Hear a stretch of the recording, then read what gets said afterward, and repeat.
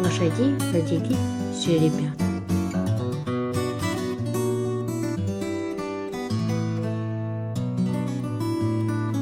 Розового жеребенка все не любили, а куры даже клевали.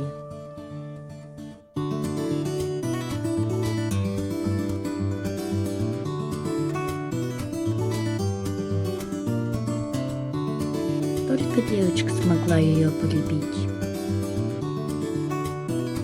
Она накормила сеном и напоила теплым молочком.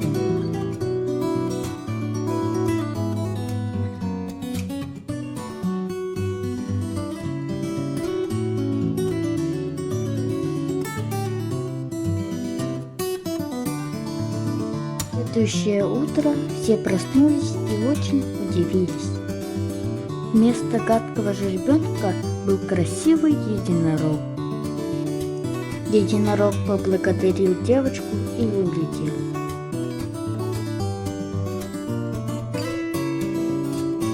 Так что, ребята, не надо судить по внешности. Главное — доброта и вежливость.